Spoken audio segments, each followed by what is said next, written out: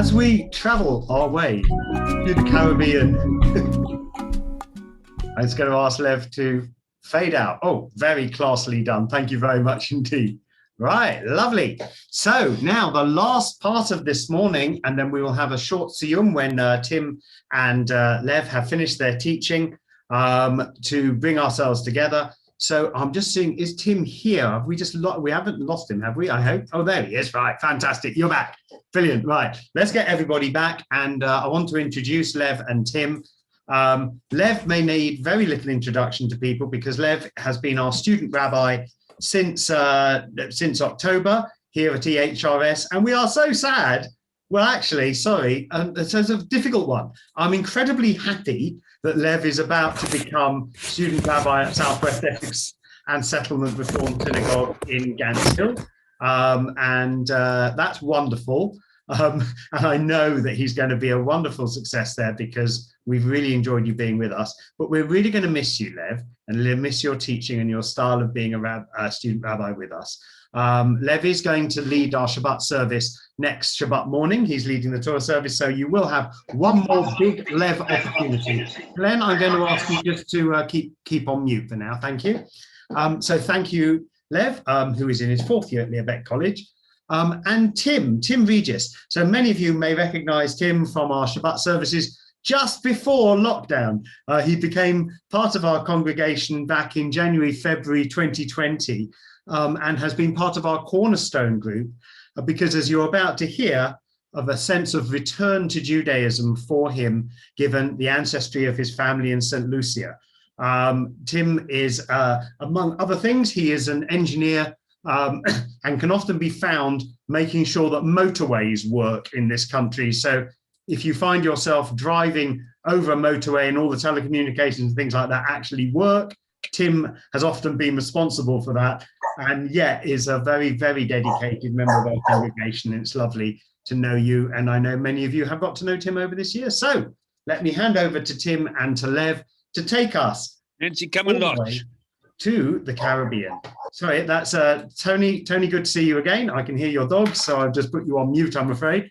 For me, one very rapid share screen, which is just to take you from Spain and Portugal over to through the Azores, through Madeira, through the Canary Islands, all the way to Martinique, to Cuba, to Jamaica, to Curacao, and to Jewish communities in what was then the New World. So, right, over to you, Tim and Lev. Tim, do you want to kick off by doing an introduction to yourself and your background? Sure. Hi, everyone. My name is Tim Regis. I'm originally from St Lucia. I left St Lucia when I was 19 years ago, to join the military, the British Army. Served 7 years in there. And now I'm just working on the motorways. Like Rabbi Mark said, I don't know about fixing the motorways. I know about breaking them, but yeah. So that's a general introduction about me.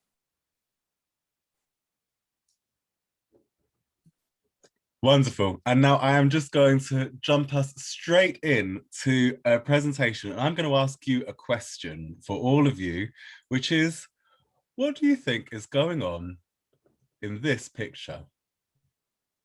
I just invite you all to jump in. What is this?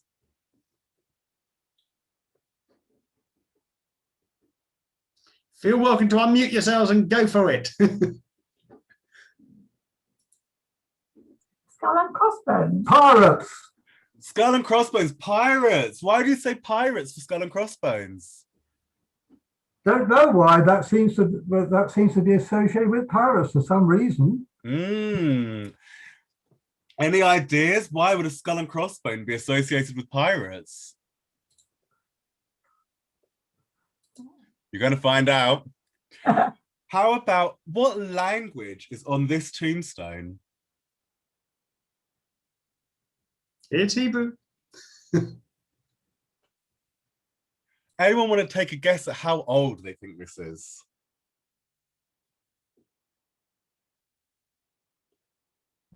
$1700s? Bit older still. 1,000 years ago. 400. 500 years. 400. 500 years. Brilliant. Great. So we've got Hebrew writing about 500 years ago and a skull and crossbones, and we think it might be pirates. Where do you imagine this might be?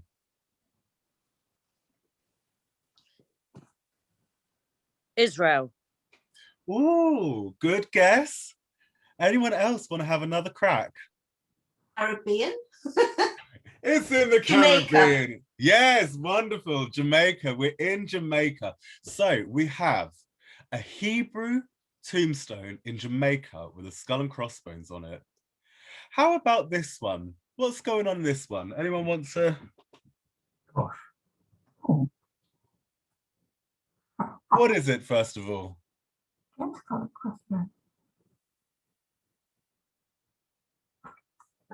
What's the symbol at the top? It's not a skull and crossbones. It is brilliant. And And the, how and the about on the right tablets. hand side? What's going on here? That's There's Hebrew also Hebrew. and there's Brilliant. On the left, Latin. Latin. it's not Latin. Can you make it a bit Bendito bigger? tu nuestro Dio.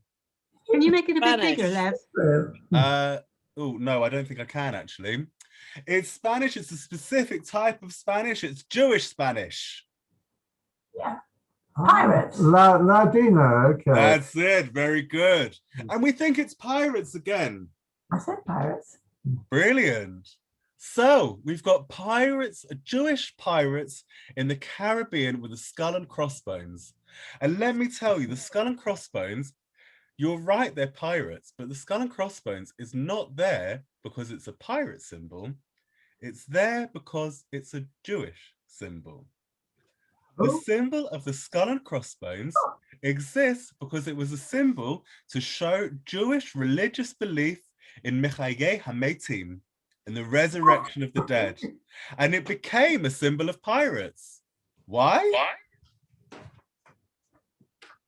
How did this Jewish symbol of belief in resurrection of the dead become a symbol for pirates? What do you think? Judith, I think you're trying to talk, but also Judy, I think you're trying to talk, but you're muted. No, you don't want to. Okay. Sorry, I was talking to my husband sitting next to me. That's all right. Anyone want to guess? From being hanged. Oh, it was not from being hanged. The They did- reason is because so many of the pirates of the Caribbean were Jewish. Yeah. And we're going to watch a little video now explaining how that happens. And once we've watched it, I'm going to quiz you a little bit and ask you what was going on and get you to explain those tombstones again now that you've seen it. So please join me in watching this video. In a cemetery outside Kingston lie a group of weathered tombstones. These are some of the first European settlers of Jamaica, key players in the island's history. And their tombstones are in Hebrew. They're part of a generation of Spanish and Portuguese Jews who lived in secret, hunted by the Inquisition, who'd had their bodies broken and their property confiscated by the church. And when their homeland expelled them in 1492, they traveled to anywhere that would have them. To the Netherlands, the Ottoman Empire, and even here at the edge of the known world. Many of these expelled Jews were maritime traders, skilled in sailing, navigating, and cartography. Tools they quickly turned towards serving their new governments, wresting back their stolen fortunes, and getting the one thing they desired from Spain the most: revenge. Because above the Hebrew lettering, these tombstones carry another mark: the skull and crossbones.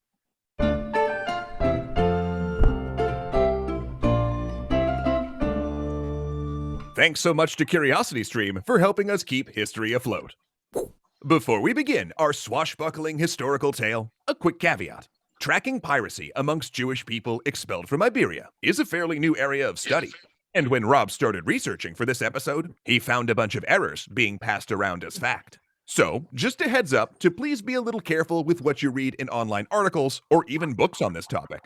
Similarly, since this is a new and fairly obscure area, it's possible that details might change as other historians further their research. But we still felt the topic was worth exploring, since it's a unique opportunity to discuss Jewish diaspora through a unique and interesting lens. So with all that out of the way, gather round me, hearties, and lend me your buccaneers. Sorry, not sorry. Are you ready to party? So sorry about this. It's thrown in an advert. Last push, you've got. It's March of 1492, and the newly unified Kingdom of Spain made two monumental moves. The first was to issue the Alhambra Decree, ordering all Jewish persons in Spanish territory to sell their property, settle their affairs, and leave. They had 4 months, with a final deadline of July 31st. The second was to sponsor a voyage of discovery by a Genoese mariner by the name of Cristobal Colombo, better known in the English-speaking world as Christopher Columbus. At the time, the Alhambra Decree was considered the more consequential of the two. In fact, Columbus's own diary of the voyage began by noting that he received his orders for the expedition, quote, in the same month in which their majesties issued the edict that all Jews should be driven out of the kingdoms and their territories. In an ironic twist, Columbus's expedition actually left port just days after the expulsion deadline, meaning he likely loaded his supplies within sight of the stream of displaced families boarding ships to leave. Though his fate would be strangely intertwined with theirs, and in later years, his family's personal rule over Jamaica would give Jewish refugees a safe harbor beyond the Inquisition's reach. But taking a step back for a moment, we should explore the question, why at the cusp of the 16th century did Spain and Portugal suddenly expel Jewish and Muslim populations that, in the case of the Jews, had lived there since the Roman Empire? To put it simply, there's no actual way to put it simply. In fact, historians still debate which of the host of reasons played the biggest role and what the crown's motives were. But at its most basic, it was about the Spanish co-monarchs, Ferdinand and Isabella, trying to create a sense of national unity through religion. See, until 1479, what we now know as Spain was actually 3 kingdoms: Castile, Aragon, and Granada, the last of the Islamic kingdoms in Iberia. But then when the heirs of 2 of those kingdoms, Ferdinand and Isabella, married and eventually inherited the separate thrones, they dynastically unified the Kingdom of Spain. Then in January of 1492, they managed to finally capture Granada and complete the Reconquista, a multi-decade project of reconquering the Islamic kingdoms of Iberia. But this presented what they saw as a problem. Due to the long history of Iberia, their kingdom now contained a large number of Jews and Muslims, people they'd specifically promised not to persecute when they took Granada. Complicating this issue was a large number of Jews who had converted to Christianity, the conversos, or New Christians. Many of these were legacies of anti-Semitic massacres that swept Spain in 1391, when mobs rampaged through Jewish communities, murdering any who refused to be baptized, and forcing 200,000 Jews to convert, leaving only 100,000 practicing Jews in Spain. Some conversos genuinely considered themselves Catholic after a few generations, while others identifying as Christian still kept ties to the Jewish community or cultural practices. And a minority became what were called Marranos, or in modern works, crypto-Jews, people who appeared to convert but continued to practice Judaism in secret. And finally, there was also the Moriscos, or Muslim converts.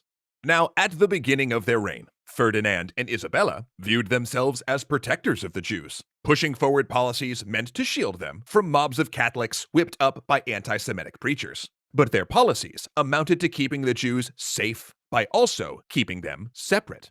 Heavily Jewish districts, not exclusively Jewish before, became ghettos with curfews.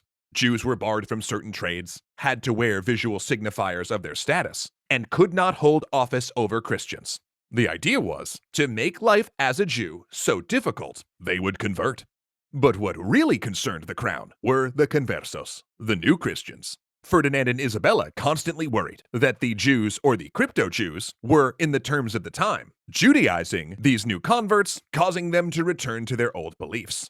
Though even secure converts were not safe from periodic massacres. For example, in 1473, a girl of a wealthy converso family disposed of some water out a window and splashed a sculpture of the Virgin Mary, triggering days of rioting and murder.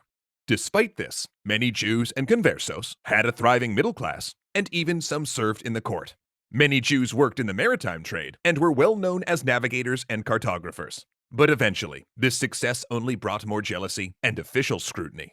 To inquire into the spiritual health of these conversos, in 1478, Ferdinand and Isabella appealed to Pope Sixtus IV to open an inquisition, a type of temporary trial by questioning body meant to root out heresy and convince those with wayward beliefs to confess and rejoin the church. This, they thought, would stop the mob violence. Now, inquisitions had happened periodically in the Middle Ages, but the Spanish Inquisition would become something entirely different. A permanent bureaucracy that existed for over 3 centuries, essentially operating as a secret police. Inquisitors would arrive in an area and announce their presence, inviting anyone to confess to heretical beliefs or Judaizing. They'd also collect secret denunciations against members of the community, make arrests based on them, and hold the accused for months or even years, during which time the accused was supported by the revenue of their property, which the Inquisition also seized. Then followed a trial, which might involve judicial torture and a sentencing.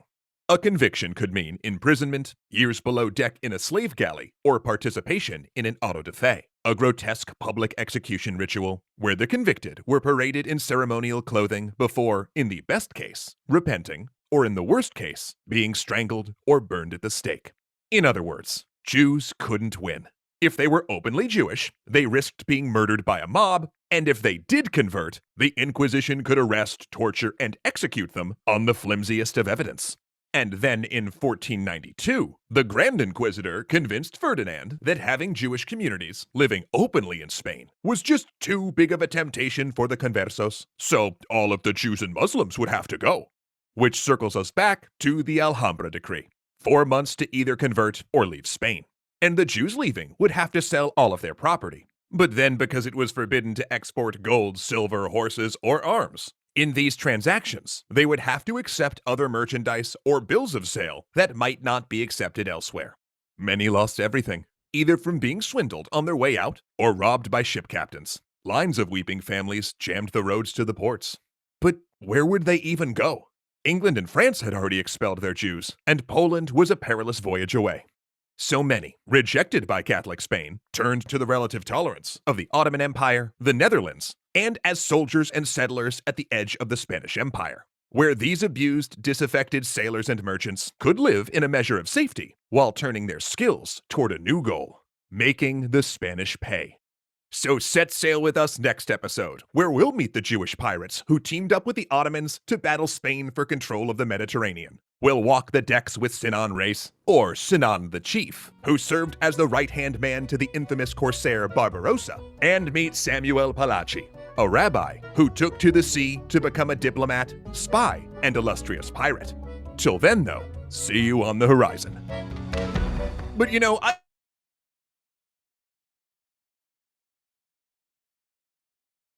So, now it's on you lot to tell me, why are there tombstones in the Caribbean with Hebrew writing and skull and crossbones on them?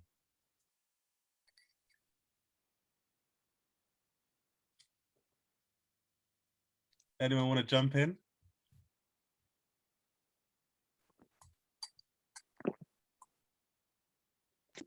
Like a bunch of teenagers, we don't want to speak. I reckon they're pirates who were being memorialized, both for their Jewish identity and for their stand against Spain. Absolutely. Perfect. Very good. And how many, well, what kinds of numbers do we think there were of Jewish pirates? There'll probably be thousands. That's right. Fantastic. All right, let's take a look at the migration routes that these people took. And you can fill me in based on what you just heard in the presentation and tell me. All right, so where did these Jews start out? Heard someone try to say it? Spain. Fantastic. So we started out over here, and then where did the Jews go? America. Some went over to Americas. Yeah, somewhere there. Ottoman Empire. Some went to And the Ottoman Jamaica. Empire. And some to Italy. That's right, especially over to Venice. Balkans. Morocco. Caribbean. Morocco, the Balkans. Jamaica. A lot went to Jamaica. Very good. So, Tim, would you like to tell your family's migration story? Sure. My family's migration story spans through multiple generations. First getting expelled from Spain, moving to Morocco. From Morocco, for whatever reason, they decided to leave. They went to the Caribbean, but they were headed to Cuba. And for some reason, they ended up in Martinique. Martinique is just the island north of St Lucia, which is a French colony. And they were in Martinique for a while. They had success in Martinique, but due to under the rise of anti-Semitism against them, they had to leave Martinique. So they changed their name in Martinique and flee to St Lucia because St Lucia was less organized than Martinique, thinking that they had a better prospect in St Lucia than Martinique. So they stayed in St Lucia, and this is where I was born, basically. Fantastic, thank you. Now we're going to invite you to you all to tell us what you know about the Caribbean. So here is a map of the Caribbean. Can any of you name any of the islands? Do any of you know anything about the Caribbean? Anyone know any of the names of the islands of the Caribbean? Well, the big islands are Cuba, followed by Jamaica. I don't know all the others. Really? Haiti, Dominican Republic, Haiti, Martinique, Curacao, St. Kitts, St. Thomas. Fantastic, a lot of Caribbean knowledge. And Tim, do you want to tell us where was it that your family first arrived here in this? They first arrived in Martinique, which is yes, this is Martinique, just ahead of north of St Lucia. Lower down south is St Lucia, and to the far right is Barbados. Wow.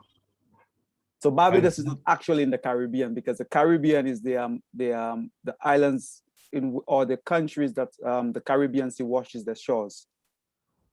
Ah, so Barbados this side has got the Caribbean Sea on it, but this side doesn't. No, so this side, so this side is the Atlantic Ocean. So Barbados is completely in the Atlantic Ocean. Wow, fantastic. So, how many went to Venezuela? I'm not sure how many people went to Venezuela, but Venezuela had a large population, Gemma. Venezuela had a large population, so does Guyana and Suriname. And Peru, which is where my grandfather's mother was from. We'll look now at some of the synagogues and the Jewish communities of the Caribbean. So, how does this one look to everyone? What do you think? Similar to EHRS? Yes. What does it look like? It looks like the synagogues in the ghetto in Venice a bit. Ah, so similar styles to the Sephardim, yeah? So the same people who went and set up synagogues in the Caribbean were also the people who went and set up synagogues in Venice. Now I'm going to show you something really interesting about this synagogue. What's on the floor here? That's right, yeah. So this is quite common for some of the synagogues of the Caribbean. You can see that it's in the Sephardi style with the bima in the middle and the gallery at the top like that. And the chandelier, I mean, it really looks like it could be Bevis Marks on Sea, doesn't it? All right, here's another one. Here we're in Barbados. What does it look like here? Like a hotel. Mm-hmm. A very luxurious building, huh? There's something very kind of North African about the style of the windows and those shapes. I think perhaps it's been influenced by the Moors who came over to Spain 3 centuries earlier and brought their style of architecture.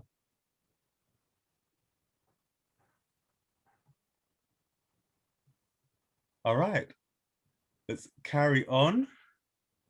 This is the opening of an Orthodox synagogue in Costa Rica. You see this in the 1930s. A good comment from Tony. Tim will tell you a little bit more about that in a moment. This is the Reformed Synagogue in Jamaica today. And the synagogue in Jamaica, the Reformed Synagogue there, the rabbi during the 1940s was Bernard Hooker, who was a very prominent British liberal rabbi. The one in Curacao that we looked at before was the rabbi there was Bobby Silverman, who is now the Rabbi Emeritus of Jackson's Row in Manchester. Remember Silverman, he was with us for a while. Yeah. Here we have the Reformed Synagogue in Cuba. I think this is a recent bar mitzvah, possibly bat mitzvah. Jonathan was just saying that Rabbi Reuben Silverman, or Bobby Silverman, also was a rabbi at EHRS at one point, I think just after he came back from Curacao, I believe.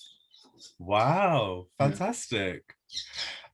Tim, would you like to say a bit about what the synagogue life was like? Yeah.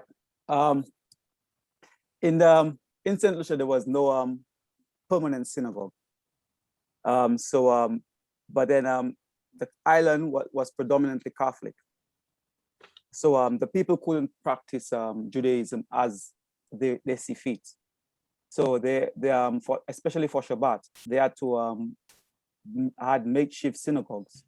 So the synagogues were made out of palm leaves, and which was in the woods. And so basically it was basically disguised around the woods so that no non-Jews would know about it. So basically, and then it used to be mounted up on the Friday, and then come taken down on after Shabbat. So the period for them to practice was quite limited. Just do what they had to do and take it off. Fantastic. Now, somebody, Tony, has shared for us, Rabbi Zelamea is from Curacao, and was a conservative rabbi in West Hartford, and his son sang with Leonard Cohen in Montreal. Well, in fact, I'm going to tell you there were quite a few famous Caribbean Jews. You might not know this, but Bob Marley's father was a Syrian Jew, the reggae musician. There is a very famous writer called Jamaica Kincaid, who is from Antigua and Barbuda, and she is she's Jewish. Aruba has had 2 Jewish prime ministers.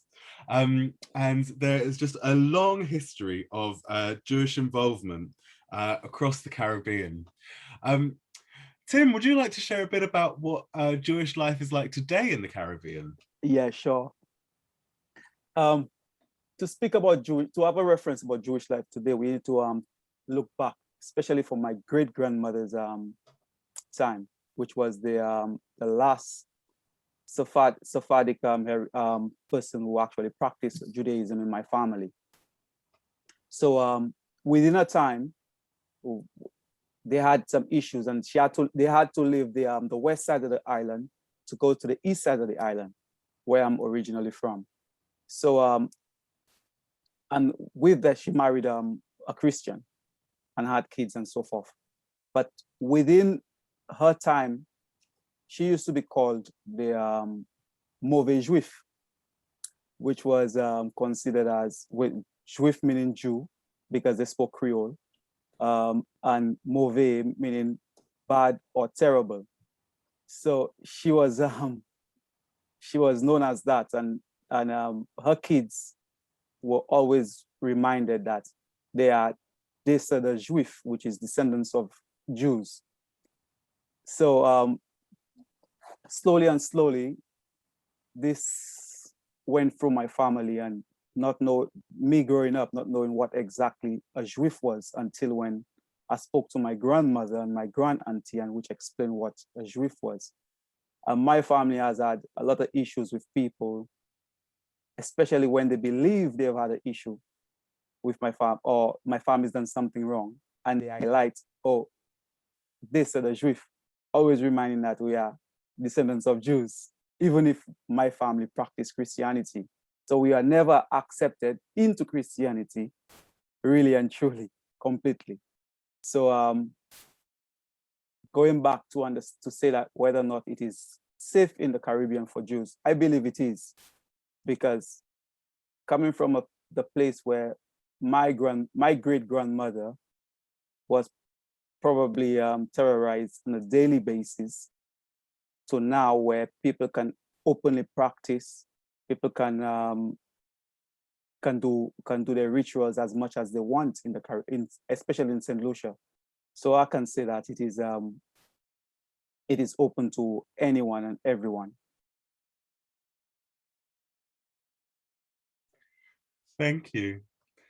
We'd love to open it up now to questions. If anybody wants to share thoughts, contributions, or questions. Could I ask Tim something? Yep. Tim, do you know just how your remote ancestors and many others actually made their way across the Atlantic? Did they have to club together with other escaping Jews to hire a boat, or who took them? Do you know anything about that? I don't know exactly who took them, but because when the story of my Jewish ancestry come from my maternal side of my family. So the story was mainly told to me by my grand aunt, which died last year. So, but my grandmother just had opened up to me about it, just because I'm digging at her for this research. So as far as I'm aware, they would travel with whoever would actually give them a rite of passage, just so that they would escape persecution. But to say who exactly it was, I don't know.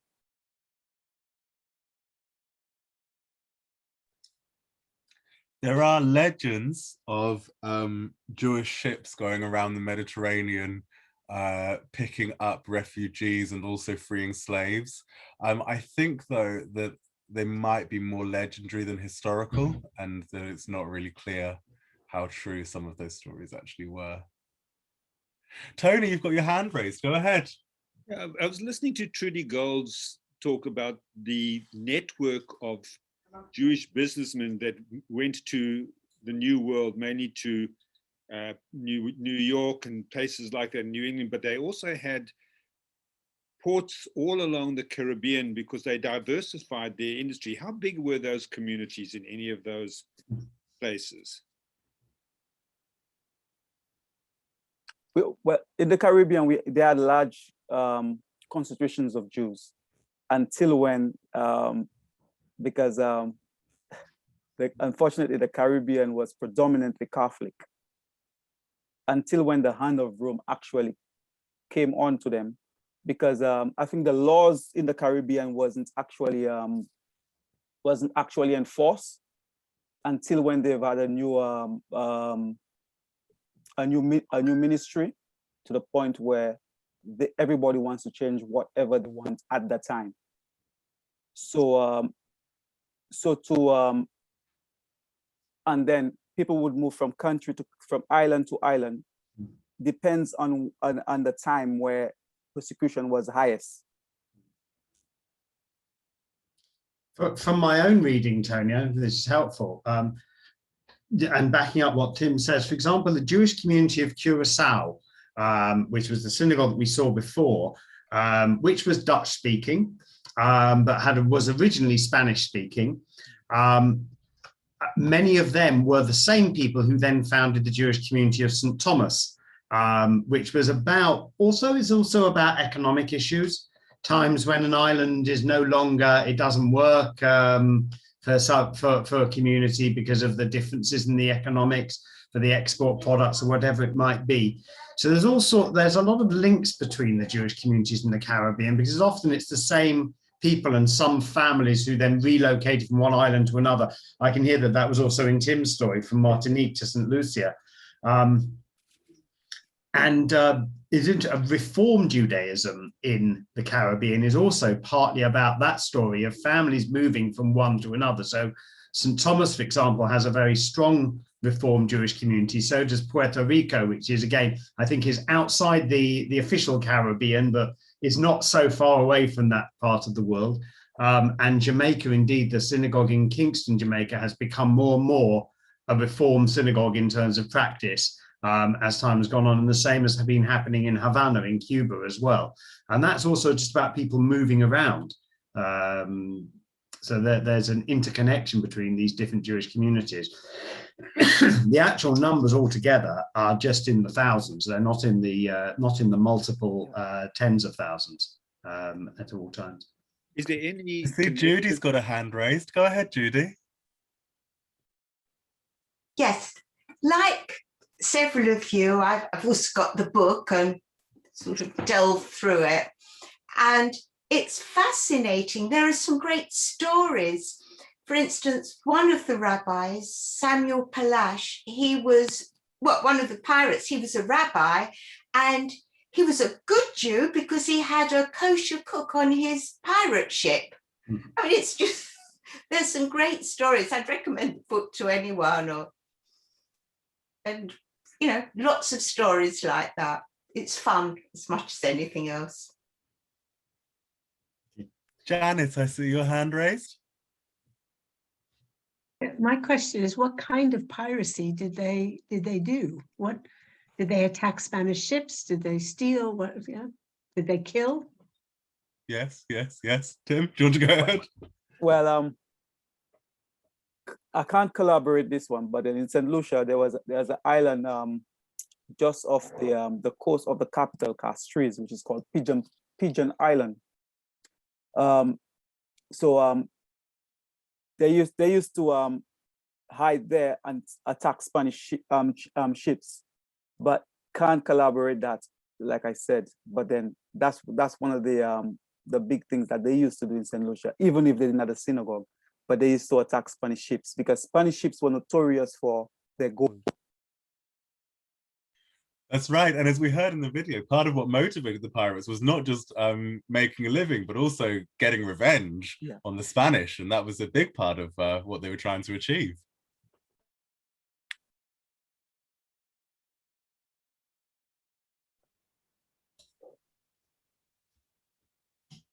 Any further questions or thoughts? Sorry, if there's no one else asking. I got another question of a different sort. The present scattered Jewish communities in the Caribbean and the Atlantic, how they organize themselves from a rabbinic point of view? Who goes there to minister to them? Do they have their own seminary, or are they closely linked with the American Jewish community, possibly to provide them with support? Tim, do you know? Not that I'm aware of, because most of Caribbean people of Caribbean descent go to places like America, so they would join other congregations and stuff. But then I'm not aware of any support or connection between the two. Mark, do you know any more about? Yeah, so there are. So what often happens, Jonathan, is you get a kind of a visiting rabbi who is there for a few years, and then that stops, and then there's a long time without a rabbi. So certainly in Bobby Silverman's time in Curacao, he was there, and then there were many years before there was again a rabbi in Curacao. So, you know, Bernard Hooker as well, who was rabbi in Kingston, Jamaica. He went from Kingston, Jamaica to Birmingham in the Midlands, which I have to say must have been a bit of a culture shock. But again, he was there for about 8-9 years. And he became so popular in Jamaica that there was actually a radio show that he gave on the Jamaican Broadcasting Corporation, which was an Ask the Rabbi thing. And it was almost like Bernard became almost a kind of agony uncle for many people in Jamaica from a spiritual point of view. And actually, what was, I think, interesting in Jamaica with his role was he wasn't Protestant, he wasn't Catholic, he wasn't Seventh-day Adventist. So therefore, people felt they could speak to somebody about spiritual issues without having to pin down who they were and what their own particular views are. He wrote a beautiful book about it, which I have in my library collection here, about being the rabbi of Jamaica, of this country where there were only about 1,000 Jews, but where nevertheless hundreds of thousands listened to his radio program. But that seems to be a pretty typical pattern. In Cuba at the moment, there is not a rabbi, but there's been quite a bit of kind of forwards and backwards of students, etc., going out there. Josh Moritz, who I know well, went with a delegation to help with their youth in Cuba. One of the things that he came back talking about was Havdalah in the Havana synagogue, which he said was incredible because it was a whole community dance whenever Shabbat went out.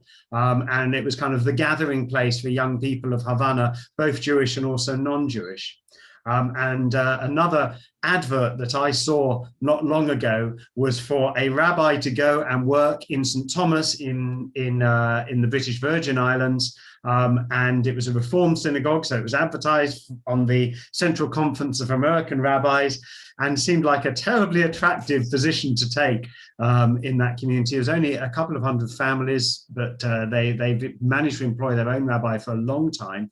And then the rabbi who did take up that position went there just the year before the hurricane that made enormous damage in St. Thomas, and actually found himself as part of a community that he was so proud of the way that they worked with the other communities of St. Thomas, Christian as well. And the synagogue itself became a refuge place because it was so well built in the 19th century that it became a place of refuge to people from throughout St. Thomas. So really quite something. He also said, he wrote a beautiful article in the CCAR journal about how the community is swelled every time a cruise ship comes in.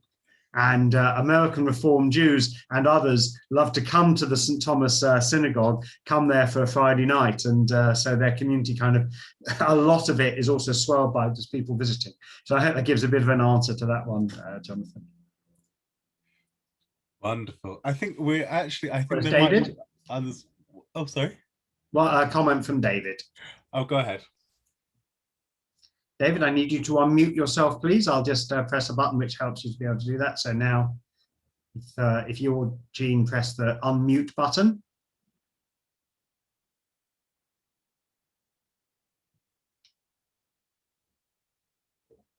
There we go. Okay, please fire away, David. No, you've just muted yourself again. Sorry, can you now press the unmute button again, please, Jean?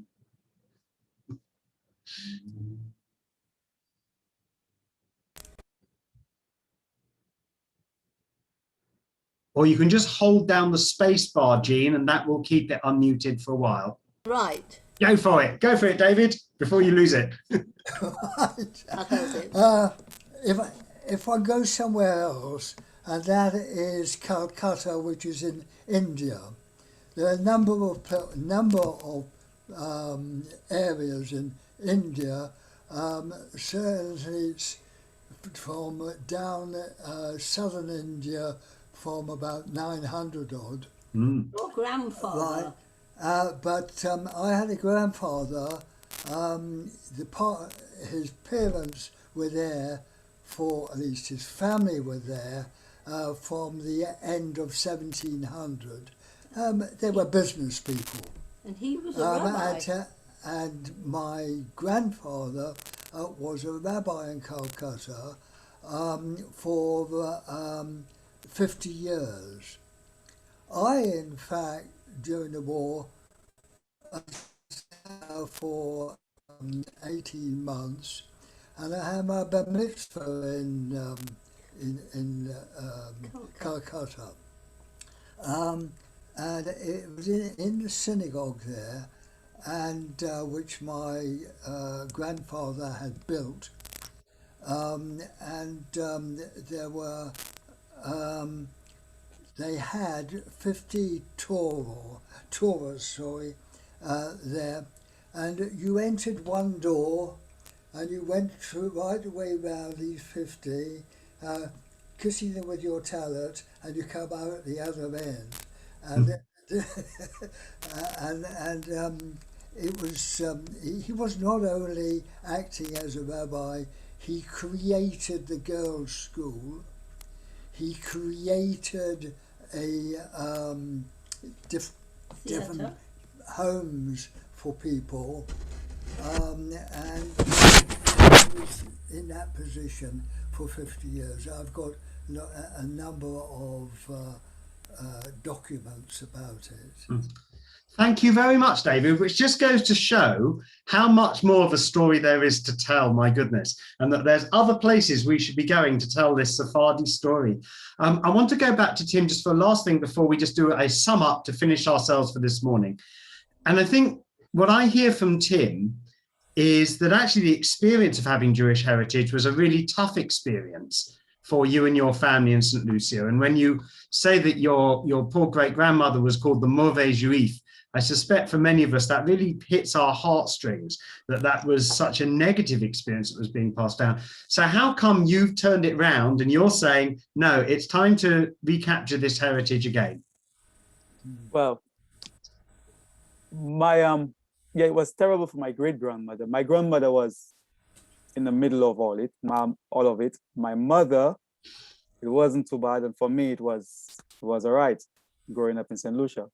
Because to this day, my mother is still, everybody calls my mother Jew. And she doesn't practice Judaism. So they call her Jew to this day. Even my siblings, and myself, we call her Jew.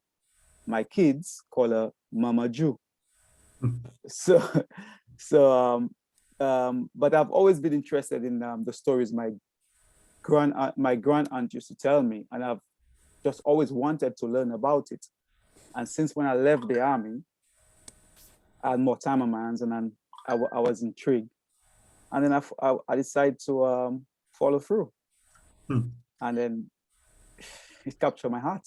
Sure. I think I have to say, I think we as a community are so proud that you felt that this is a community to reunite your family with its Jewish heritage. It's really, really quite something. And I know for others of us, we're on the same journey, but it's really, really special that this word Jew is going to become such a positive thing in your family for the future. So yeah, because I never spoke about my family heritage to anybody apart from members of my family. So it was quite, it's been a stigma, so to speak, because we knew no other Jewish people or people of heritage until when I came to Britain. And then the stories I used to hear about the Jewish people is not what it was. Yeah. It's wonderful to be able to bring that full circle. Yeah. Tony, I see your hand is up. We do need to come to an end. Is there anything else that you wanted to add just now, or is that your hand still up from last time? No, I wanted to ask Tim, what did it make a difference which country you were in as to which the acceptance of Jews? Like the Netherlands was much more accepting to Jews than, say, the French or the Spanish. Did that make any difference? Yeah, because I think in the Caribbean, because there were a lot of wars, so certain countries couldn't maintain the laws with the population. So acceptance for or the manner into which life was on a day-to-day basis was different from mainland Europe. So there wasn't anybody to reinforce certain laws. So with the people, the life would be completely different from the laws that were in Europe. So the acceptance between the people themselves was normally all right until when they had a change in leadership. So the leadership will come with a strong hand, a force of power to enforce those laws. You understand? And then the issues would re-arise, and those people at the time would run to another country until when things die out and would come back or probably move to another one and stay there permanently. So I don't know if it answers your question properly, but thank you. But the Juif, was that a French from the French rather than from any other country? Because St Lucia was fought for between Britain and France. So in St. Lucia, we've got a Creole dialect, and which derives from French, native Caribbean, and all different other languages. So the Juif itself came from the French part of the language, and the movie is still French. So Thank you. So the identity of Juif was what they were called. Well, thank you so much. Thank you, Lev. Thank you, Tim, for taking us to the Caribbean. And thank you, Tim, especially for sharing some of your family experiences, which have just enormous power to hear, I think, as we hear this, as we've heard these stories over this morning. So we need to come to our end. And as we do so, let's just go back on those maps again. So here we are. This is where we began this morning. We began with the Jews of Iraq and the expulsion of Jews to Babylonia in the first place. And so I'm just a little control problem. There we are, done. Right, okay, back to where we were. So there we go. So we started in Iraq, and we started by weeping by the rivers of Babylon when we remembered Zion. And we've now followed a journey that goes from one place to another, to another, to another, communities being dispersed around the world.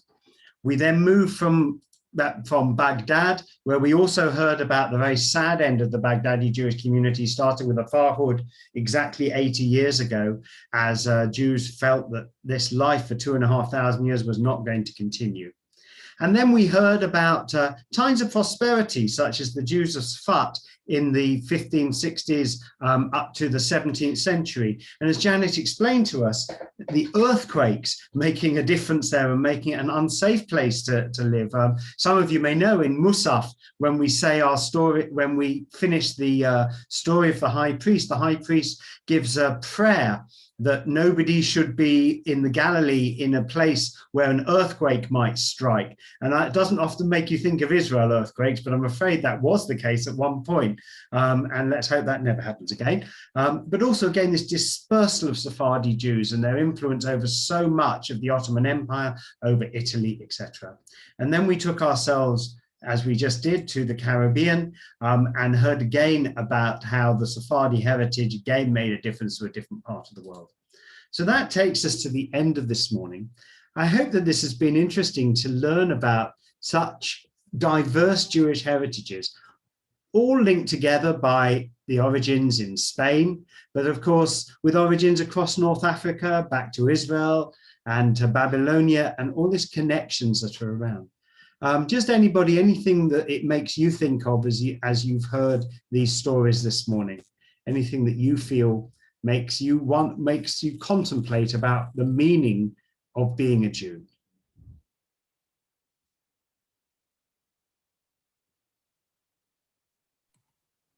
Thank you, Marcia. Yeah, it just brings me closer to the Sephardi community, which I didn't know too much about.